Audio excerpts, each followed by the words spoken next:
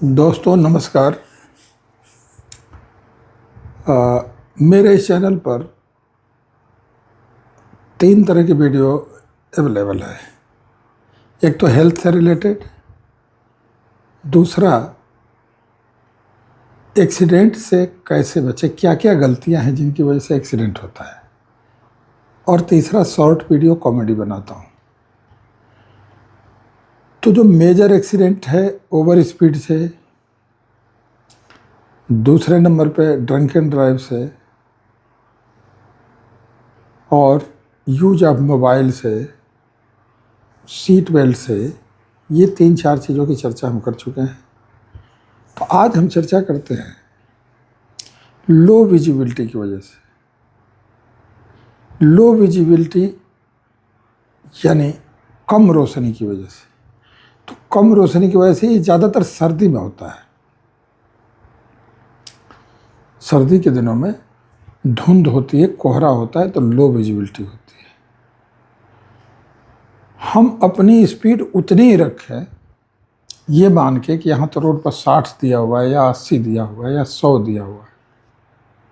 ठीक है, रोड पर तो साइन दिया हुआ है, रोड पर जो साइन है वो मौसम के हिसाब से चेंज नहीं होगा, लेकिन हमें अपना माइंड अप्लाई करके विजिबिलिटी के हिसाब से ही अपने उसको जो है स्पीड को रखना पड़ेगा गाड़ी की।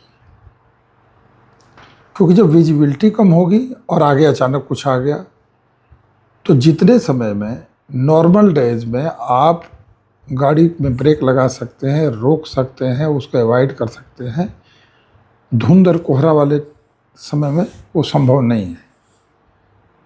क्योंकि जब तक ऑब्जेक्ट दिखाई देगा आगे, तब तक आपकी गाड़ी काफ़ी पास चली जाएगी उसके।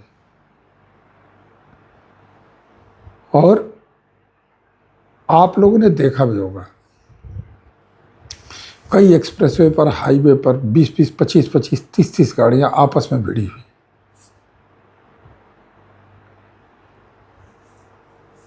अब इतनी सारी गाड़ियां एक साथ क्यों भिड़ती हैं, एक साथ क्यों लग जाती हैं आगे पीछे से? क्योंकि अगर कोई ऑब्जेक्ट, कोई गाड़ी खराब हो गई और उसके मालिक ने किसी तरह उसको साइड में करने में देरी कर दी, गाड़ी मान लीजिए जा रहा को लेके बंद हो गई, गाड़ी बंद हो गई, तो वहाँ रुक के वेट नहीं करना है। कम विजिबिलिटी में आपको उसको धक्का लगा के, चाहे जैसे भी हो, वहाँ से तुरंत लेफ्ट साइड में बिल्कुल किनारे रोड के कर देना है। नहीं करेंगे तो वही रिजल्ट होगा। पीछे से जो गाड़ी आएगी आपके पीछे से, उसको ये नहीं दिखाई देगी। अगर आप गाड़ी के पास हैं तो आपको भी चोट लग सकती है, इंजरी हो सकती है या डेथ हो सकती है। और जो पीछे से गाड़ी आई उसको भी, तो 2 हो गई। तब तक अब 2 आपस में भिड़ गई, तो कई बार तो ऐसा इम्पैक्ट होता है कि वो आपस में निकल ही नहीं पाती हैं, बुरी तरह फंस जाती हैं। तो समाधान क्या है? समाधान ये है कि ऐसे में खास तौर से, या कभी भी, भाई कोहरे के टाइम में तो ये करना ही करना है। कभी भी नॉर्मल डे में, साल में 365 दिन में, कभी भी अगर गाड़ी रोड पर ख़राब होती है, या स्टार्ट नहीं हो रही, या पेट्रोल ख़त्म हो गया, या किसी वजह से गाड़ी रुक गई, तो सबसे पहला काम है गाड़ी को तुरंत वहाँ से रिमूव करना। लेफ्ट साइड में धक्का मार के, अगर 2-3 आदमी बैठे तो धक्का भी लग जाएगा। और आजकल की तो गाड़ियाँ ऐसी आ रही हैं कि आप अकेले भी धक्का लगा सकते हो।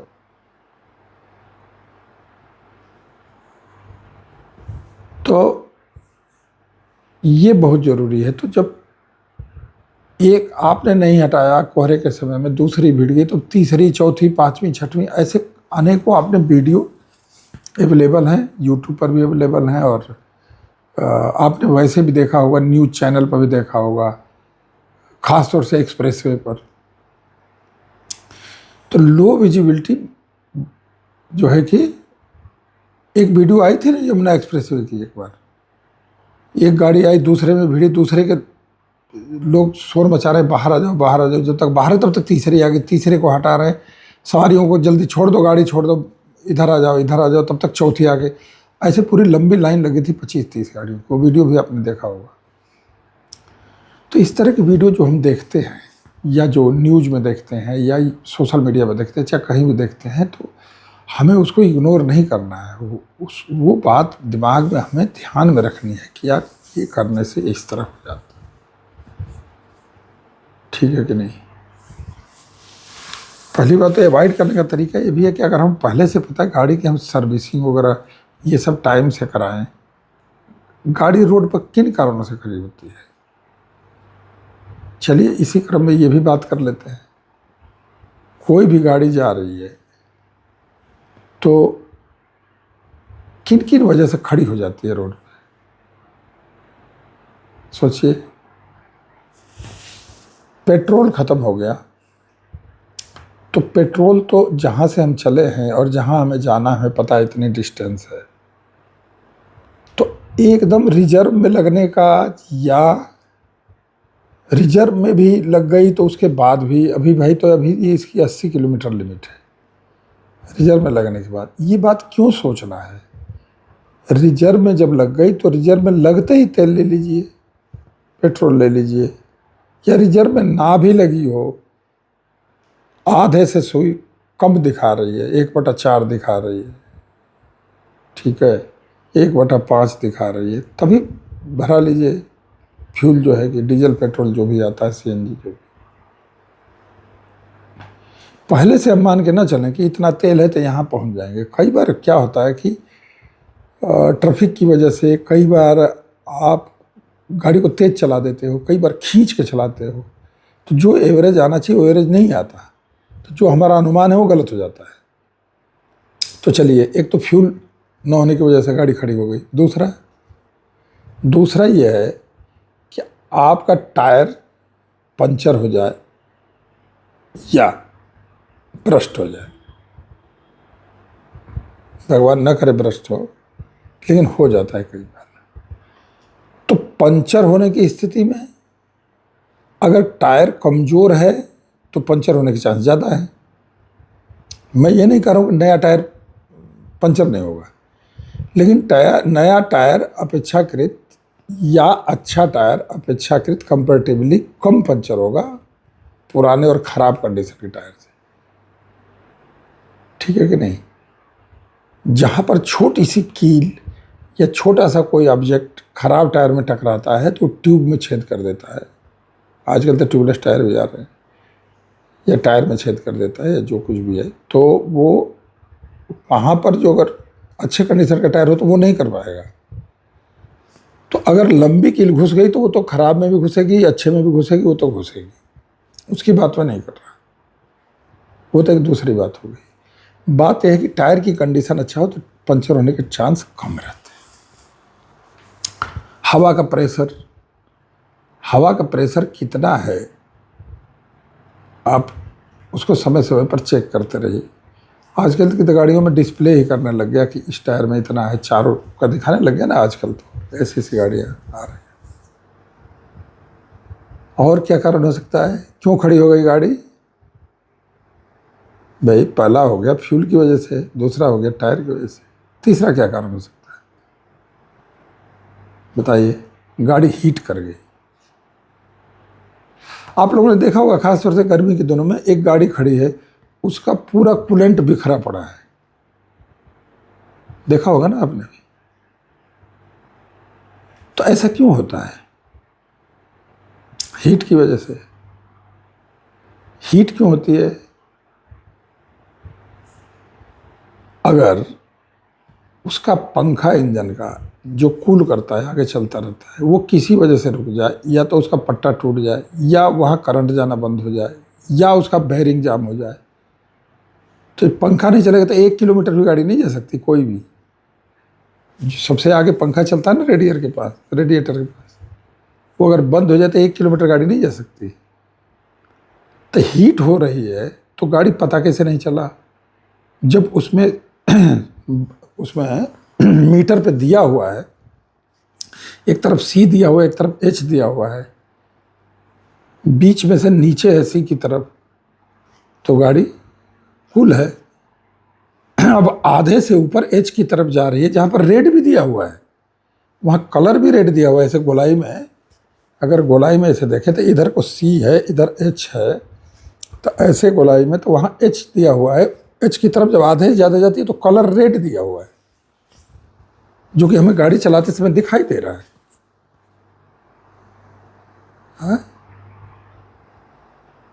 तो जब आधे से उधर एच की तरफ जा रही है, हीट की तरफ जा रही है, हॉट की तरफ जा रही है, और आप जो है कि उसको चलाए जा रहे हो तो गाड़ी खड़ी होनी है। जब भी तो कूलेंट को फेंक देती है बाहर तो हीट होने की वजह से खड़ी हो गई। ठीक है, और किस वजह से खड़ी होती है रोड पर गाड़ी? आप कुछ वॉशरूम वगैरह जा रहे हैं,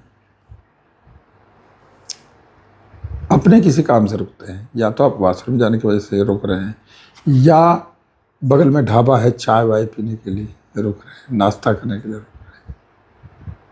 ठीक है, तो वहाँ तो आप रोकेंगे, लेकिन वहाँ भी कई बार जहाँ रोड पर जगह नहीं होती है वहाँ रोड के ऊपर ही लेफ्ट साइड में रोक देते हैं। आप थोड़ा आगे पीछे करके 10 कदम 5 कदम आगे पीछे करके कोशिश करिए कि रोड को बिल्कुल छोड़ दीजिए, क्योंकि पीछे कोई हल्का सा भी किसी ने लापरवाही कर दी तो एकदम से पीछे से गाड़ी आपकी लगेगी चोट। आप तो खैर गाड़ी में नहीं है, लेकिन जो पीछे से गाड़ी में आ रहा है उसको चोट लग सकती है। तो इसका मतलब ये हुआ कि टाइम से अगर गाड़ी को रिमूव कर दिया, पहली बात तो कोशिश करी जाए कि गाड़ी रोड पर खड़ी ही ना हो।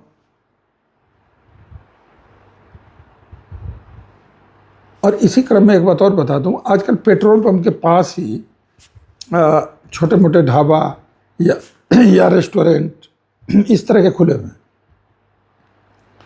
वहाँ क्यों खुले हुए हैं?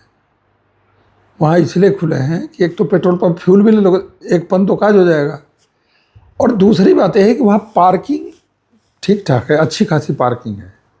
कुछ पेट्रोल पंप की वजह से, कुछ रेस्टोरेंट की वजह से है, ठीक ठाक वहाँ पार्किंग है। तो कोशिश ऐसी करनी चाहिए, चाहे बेशक 10-5 किलोमीटर आगे पीछे और चलना पड़े, पहले रुकना पड़ जाए, 10 किलोमीटर बाद में रुकना पड़ेगा, इस तरह की चीज़ें। और जहाँ रेगुलर अब जा रहे हैं वो दिमाग में बैठा लेंगे कि भाई यहाँ से 150 किलोमीटर आगे एक पेट्रोल पंप है, वहाँ रेस्टोरेंट भी है, वॉशरूम भी है, और जो है कि वहाँ पर ये दोनों तीनों काम हो जाएंगे, चाय भी पी लेंगे, वॉशरूम भी चले जाएंगे, पेट्रोल भी ले लेंगे। तो ऐसी जगह दिमाग में बैठा के रखिए, और वो जब जा रहे हैं आप कितनी दूरी पर है वो सब दिमाग में रहे।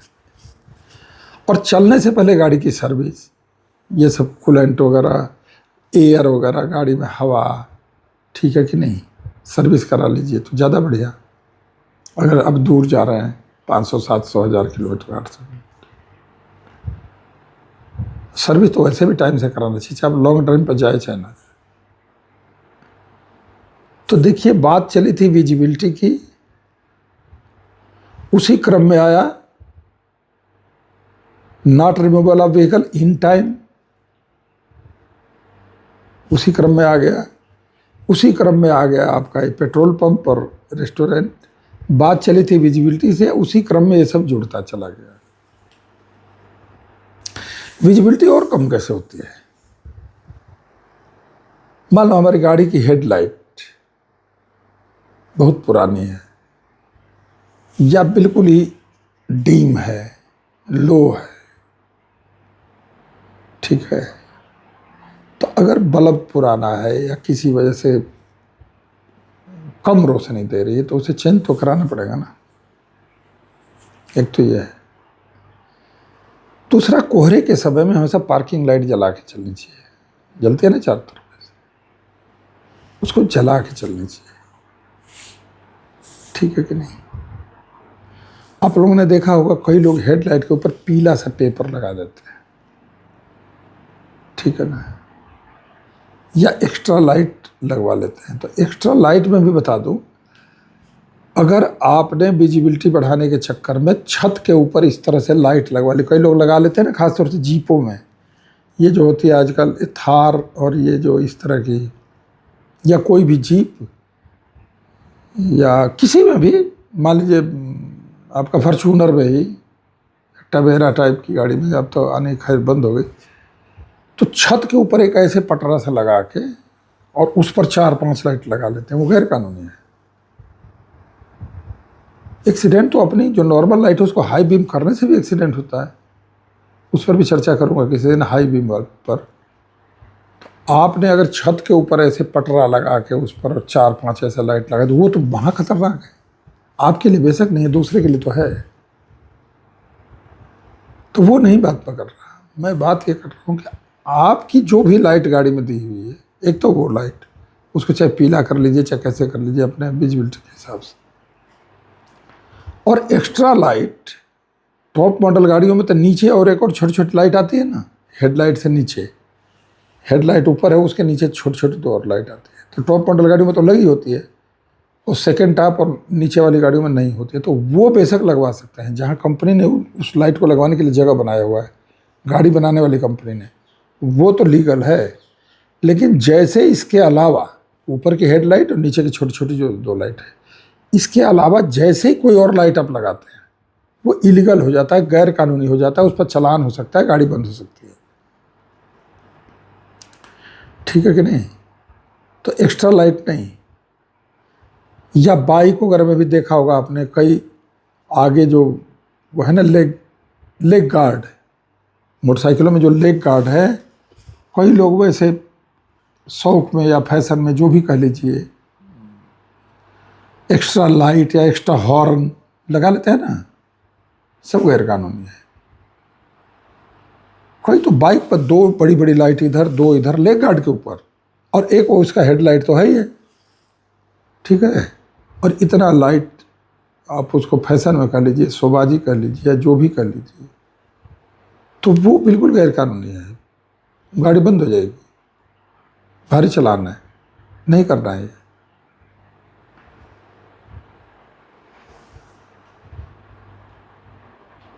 तो जो टायर प्रेशर की बात इसमें हुई थी, हवा वगैरह चेक करने की, उसमें एक और चीज़ बताऊंगा मैं आपको इसी क्रम में, गाड़ी क्यों खड़ी होती है। जो टायर फटने वाली बात आई थी ना, कंपैरेटिवली सर्दियों में गर्मी में टायर क्यों फटते हैं?